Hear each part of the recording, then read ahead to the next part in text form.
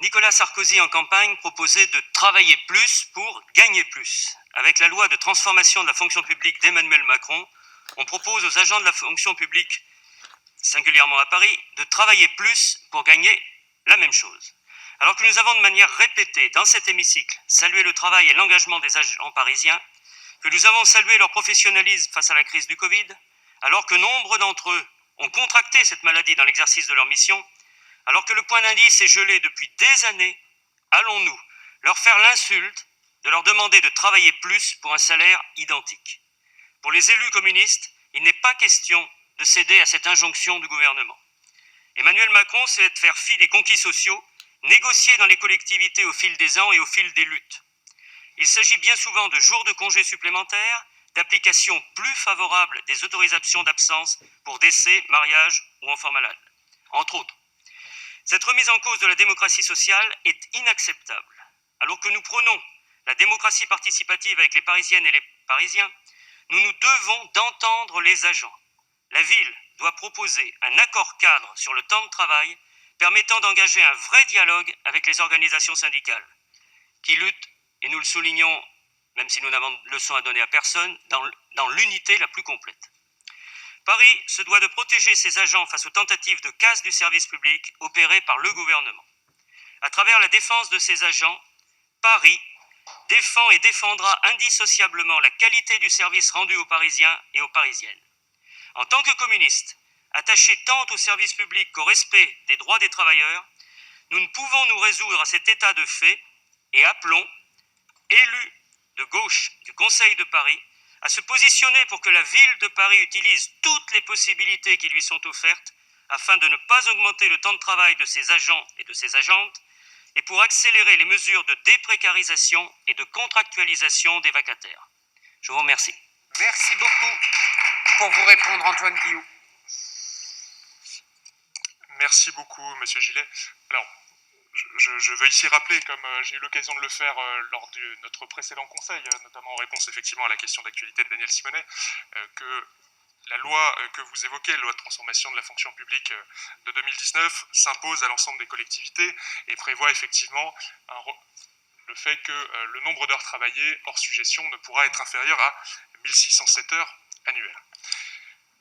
Cette loi n'était pas l'initiative de la ville, mais s'impose désormais à nous. Et si ce nombre d'heures, effectivement, hors suggestion, là je vais en profiter pour répondre à Daniel Simonet qui disait que nous pourrions avoir une gestion des suggestions qui ferait en sorte que cette réforme n'ait pas d'impact sur le nombre d'heures travaillées. Cela n'est pas juridiquement possible. Les suggestions doivent refléter des caractéristiques propres à certains métiers ou à certaines conditions d'exercice, comme le travail de nuit ou le travail du week-end. Et il n'est pas possible, d'autres exemples encore, il n'est pas possible d'avoir une mesure de ce type généralisée.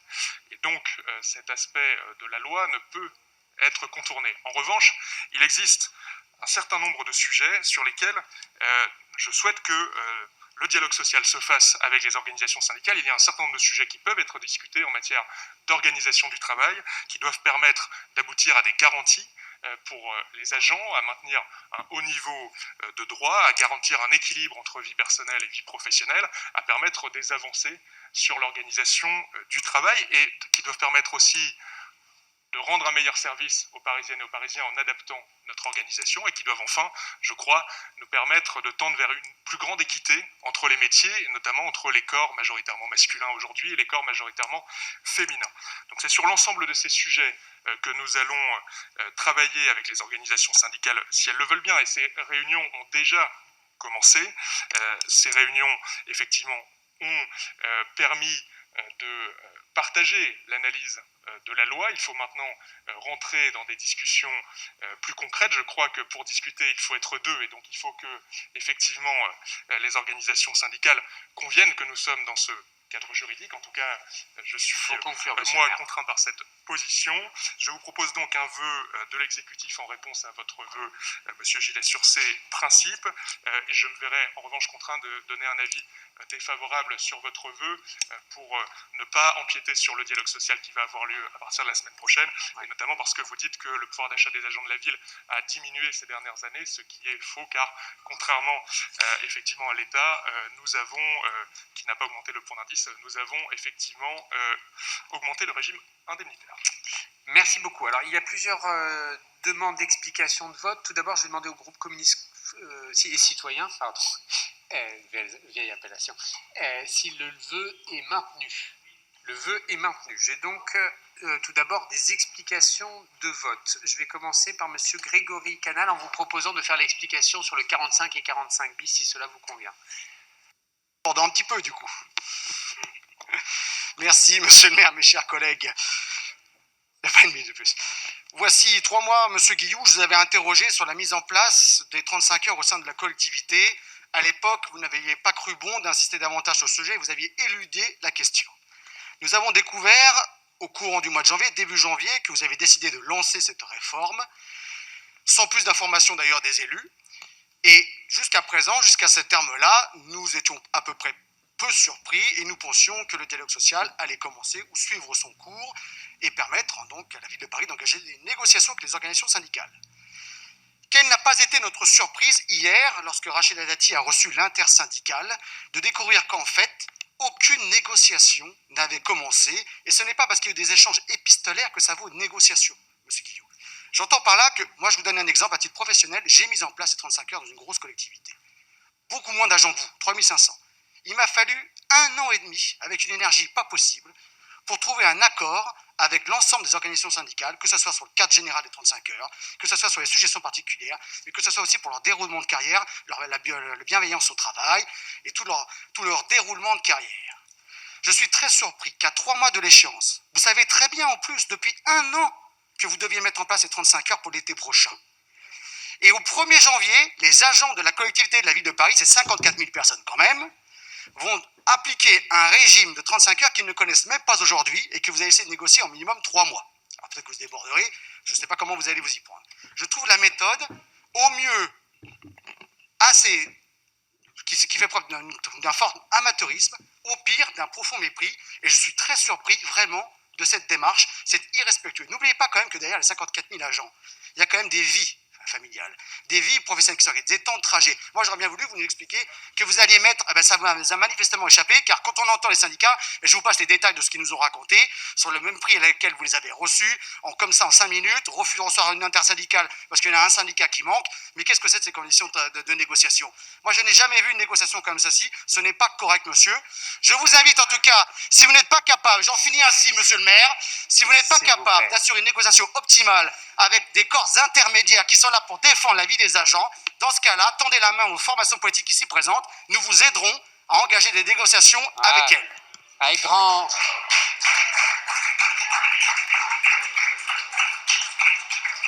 Avec plaisir, merci, merci pour votre offre de service, je suis sûr que les agents y seront sensibles. Alors, explication, Madame la Présidente, la parole pour une explication de vote est à Alice Timsit, et à elle seule, Madame la Présidente, à elle seule. Allez-y, Madame. Merci, Monsieur le Je maire. crois que c'était moi le stagiaire, Madame la Présidente. Madame Timsit, et seulement vous. Allez-y. Merci. Monsieur le maire, chers collègues, au mois de juin prochain, nous délibérerons sur la réforme du temps de travail des agents de la ville, qui est voulue donc par la loi de transformation de la fonction publique et qui prévoit l'augmentation de ce temps de travail de 1550 heures à 1607 heures. Alors, j'aimerais ici rappeler que le régime actuel des fonctionnaires de la ville est l'aboutissement de plus de 100 ans de mobilisation sociale et syndicale, et que ces acquis sociaux ne peuvent être balayés d'un revers de main. Alors, les mouvements syndicaux qui se sont tenus hier et le mois dernier en marge du Conseil de Paris révèlent la nécessité absolue d'un véritable dialogue social. Sur ce point, le groupe écologiste regrette la tardiveté avec laquelle se saisit la ville de la transposition de cette loi, et plusieurs sujets devront impérativement être placés au cœur du débat, car il n'est pas question que l'on augmente le temps de travail des agents sans aucune compensation. D'ailleurs, la ville devra étudier toutes les possibilités existantes pour ne pas augmenter ce temps de travail. Alors nous rejetions aussi déjà le slogan « Travailler plus pour gagner plus », mais alors travailler plus pour gagner autant, comment vous dire, cela ne nous convient pas davantage et les écologistes sont favorables à la réduction du temps de travail. Alors pour aboutir à une solution équilibrée, la négociation devra nécessairement prendre en compte, bien entendu, l'équilibre entre temps de travail et temps personnel, l'équilibre également au regard du trajet domicile-emploi, car un nombre significatif, une part significative des agents de la ville habitent en dehors de l'Île-de-France. Oui, je l'ai bien dit, en dehors de l'Île-de-France, c'est l'équivalent d'environ 10 à 15%.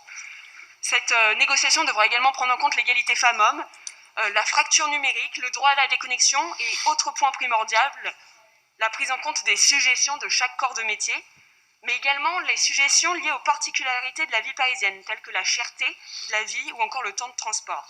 Alors c'est pour l'ensemble de ces raisons que nous voterons le vœu du groupe communiste et nous demandons à l'exécutif d'agir en transparence et d'initier rapidement un dialogue social. Je vous remercie. Merci beaucoup. Une explication de vote sur le 45 bis de M. Jérôme Glaise. Merci Monsieur le maire. Si on lit les attendus du volet exécutif, on pourrait être pour parler d'agenda social, parler de déprécarisation, parler de poursuivre rapidement une discussion avec l'ensemble des organisations syndicales représentatives. Tout ça donc va dans le bon sens. Malheureusement, les considérants nous inquiètent et l'intervention de M. Guillou nous inquiète aussi. Tout part de l'article 47 donc de la loi qui dit que les collectivités territoriales ayant maintenu un régime de travail mis en place antérieurement à la publication de la loi du 3 janvier 2001 disposent d'1 an pour définir les règles relatives au temps de travail de leurs agents. Or, l'accord aujourd'hui cadre qui est en fonction date de juillet 2001. Donc on pourrait avoir donc une interprétation en sens que cette loi ne s'applique pas puisque donc l'accord a été fait après. Donc je veux bien avoir des éléments juridiques par rapport à ça. Mais ce qui nous inquiète plus encore, c'est le considérant sur le respect obligatoire des 1600 heures. Ce qui est dit dans la loi, c'est de redéfinir les règles relatives au temps de travail. Et c'est vrai que vous avez dit qu'il y a des mesures dérogatoires, travail spécifique, de nuit, de travail, et surtout quelque chose de la pénibilité que vous n'avez pas cité dans votre intervention. Ça veut dire que le domaine d'intervention est encore relativement large et qu'il fallait jusqu'au bout de ce qui est possible, et donc pour ça il faut engager les négociations. Alors bien sûr, nous sommes d'accord qu'il faut faire attention au contrôle de la légalité. Il n'est pas question pour nous de faire quelque chose qui nous mettrait sous tutelle du préfet. On ne veut pas jouer à ce jeu-là. Mais par contre, ce qui nous inquiète, et c'est pour ça qu'à ce stade, on attend l'ouverture des négociations avec l'intersyndicale pour nous positionner, donc c'est pour ça que nous allons nous abstenir sur le vœu d'exécutif, qui ne s'engage pas explicitement, et c'est ça qui nous inquiète surtout dans à la fois la rédaction du vœu, sur la réduction du temps de travail, ce qui est par contre écrit explicitement dans le vœu du Parti communiste français. Je pense qu'il y a des marges de manœuvre. Il y a des marges de manœuvre aussi qui ne sont pas qu'au sein de la ville. Il serait intéressant de voir ce que font les autres grandes métropoles par rapport à cela. Parce que la question, touchement du temps du travail, il y a des spécificités parisiennes, notamment, on sait qu'on ne tient pas compte du temps de trajet pour venir travailler à Paris. On sait que beaucoup, notamment les gens de catégorie C, ceux qui risquent d'être le plus pénalisés par cette application de la loi, habitent souvent loin de Paris parce qu'ils n'habitent pas à Paris. Et ça, il faut en tenir compte dans les négociations. C'est pour ça que... Il faut conclure, M. Glaise. Je conclue là-dessus. Ce qui nous inquiète le plus, c'est que les demandes de discussion ont lieu depuis déjà septembre l'année dernière, qu'elles n'ont pas encore commencé sur ce sujet-là. Elles ont commencé sur d'autres sujets, mais pas ce sujet-là. Donc, nous attendons d'avoir un peu plus de points de vue pour voter pour. Donc, c'est pour ça que nous abstenons sur ce vœu d'exécutif. Merci de votre attention. Merci beaucoup. Explication de vote du président du groupe communiste et citoyen sur le vœu 45 bis. Nicolas. Oui. On ne me l'a pas signalé, mais ce sera avec plaisir. Ben, ça ne nous a pas été signalé, mais ce sera avec plaisir quand même. Monsieur le Président, allez-y. Merci, Monsieur le maire. Tout d'abord, je voudrais remercier Alice Timsit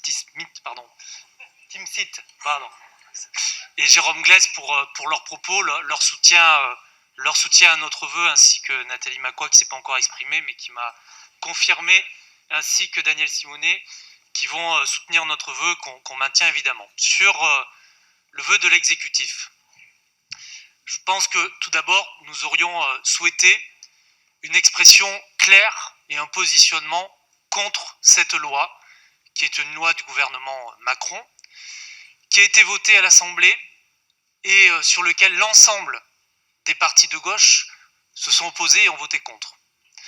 Cette loi, malheureusement, a été appliquée dans déjà beaucoup de collectivités, notamment, et je le dis à mes collègues de droite, à la région Île-de-France, et ça a été appliqué dans beaucoup de collectivités de droite et dans d'autres collectivités. Aujourd'hui, des collectivités communistes du Val-de-Marne, nombreuses, refusent l'application de cette loi, et on aurait pu, et on peut encore d'ailleurs, avoir un mouvement, une association des collectivités qui refusent cette loi du fait de la nouvelle situation sociale et économique, du fait que nous avons dit, et le président de la République, le premier d'entre nous, a dit que les premiers à être intervenus face à la pandémie, ce sont les premiers de corvée, ce sont les fonctionnaires territoriaux, ce sont les agents de la propreté, ce sont les agents dans les crèches, ce sont les agents de la DASCO dans les écoles, dans les centres de loisirs, ce sont les assistantes sociales qui n'en peuvent plus aujourd'hui. Et donc, dans cette situation, eh bien, cette loi doit être complètement revue. Et nous avons quelques parlementaires sur nos rangs. J'espère que ces parlementaires, la manière dont ils se sont exprimés, notamment dans les rangs de LR, pourront interpeller le gouvernement dans cette nouvelle situation. Voilà, pour toutes ces raisons, je vois qu'il y a un chemin qui est fait dans ce vœu, mais pour nous, il n'est pas suffisant. Donc, nous avons reconsulté les syndicats ce matin et nous allons motiver une abstention positive en demandant évidemment à Antoine Guillou de continuer le dialogue, mais nous aurions souhaité quand même une expression très claire contre cette loi. Je vous remercie. La parole est à Nathalie Macquart pour 2 minutes maximum. Merci Monsieur le maire, chers collègues.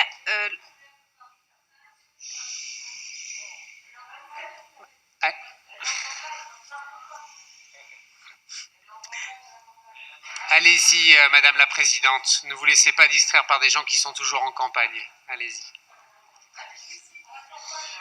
Pas tout le temps. Nathalie. Alors, chers collègues, mon explication de vote concerne le vœu présenté par nos partenaires communistes et il nous permet d'abord de saluer la grande qualité de notre administration à Paris. J'ai déjà eu l'occasion de le dire et je le redis. Et l'immense travail accompli par les agents pendant ces derniers mois et dans un contexte inédit pour assurer la continuité du service public et la protection des Parisiens et des Parisiennes. Il permet aussi d'affirmer quelque chose qui nous rassemble au sein de la majorité, notre opposition à cette loi qui impose aux agents de travailler plus sans tenir compte suffisamment de certaines spécificités des administrations.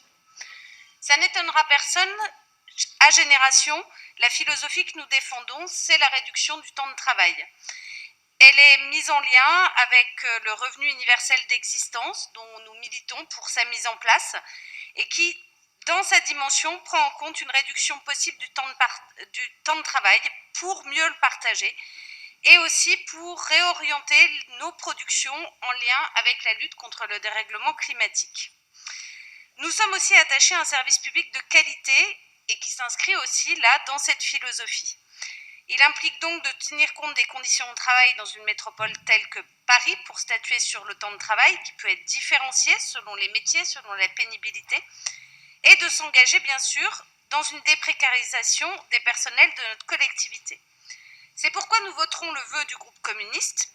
Nous voterons aussi celui de l'exécutif parce que nous souhaitons rester attentifs aux conditions du dialogue social, nous souhaitons qu'il soit constructif et qu'il avance assez vite maintenant, si de fait la délibération doit nous être proposée en juin dans les rapports entre la ville et les organisations syndicales. Merci. Merci beaucoup. D'abord, je me permets un petit regret, c'est que le fait d'avoir ces échanges à l'occasion d'explications de vote ne permet pas à l'exécutif de vous répondre, alors que c'est un sujet majeur qu'il l'aurait nécessité. Et de le dire, nos échanges matutinaux ne permettent pas manifestement qu'on s'écoute les uns les autres. L'exécutif a toujours dit son opposition totale au projet de loi d'abord et à la loi promulguée ensuite. Simplement, la loi étant la loi, nous devons faire comme toutes les collectivités avec. C'est manifestement un débat qui nécessitera de nouveaux échanges. Essayons de faire en sorte que la prochaine fois, l'exécutif puisse répondre aux très nombreuses interpellations qui lui sont envoyées je me permettrai de l'évoquer avec Patrick Bloch pour qu'il en parle avec les présidents de groupe. Donc, le vœu numéro... Je suis très heureux de découvrir votre souci pour les agents. Le vœu numéro 45 du groupe communiste et citoyen est donc, je le comprends, Monsieur le Président, maintenu. Monsieur le Président, votre vœu est maintenu. Oui, monsieur le maire, mon vœu est maintenu et nous abstenons sur le vœu de l'exécutif. Ça, on va pas essayer de vous faire changer d'avis, mais au moins le faire dans l'ordre. Le vœu donc du groupe communiste et citoyen est maintenu, qui est pour le vœu numéro 45.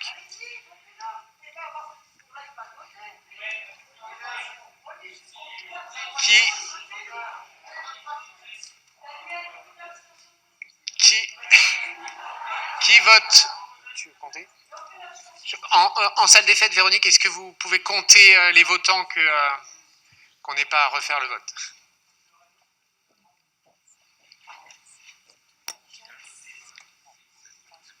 « 15 pour. 9 pour salle des fêtes. Merci beaucoup. Qui s'abstient?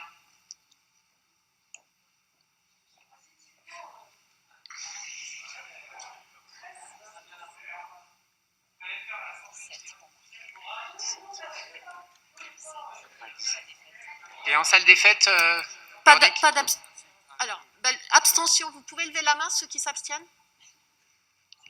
Non, c'était en salle. Non, on est bon. 4 abstentions. 4 abstentions. Qui est contre?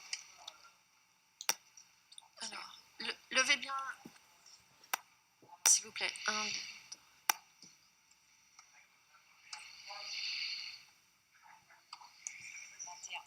21. En salle des fêtes, combien de votes contre? 17.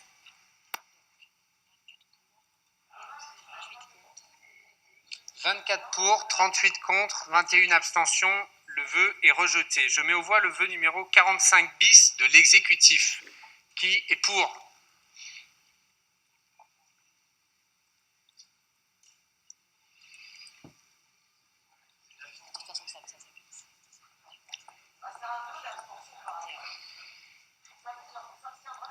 En salle des fêtes, s'il vous plaît.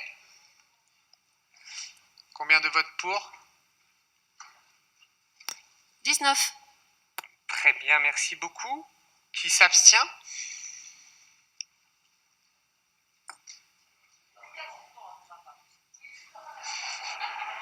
Bon, on va arrêter de compter parce que là c'est clair qui est contre. Le vœu est adopté. Je vous remercie.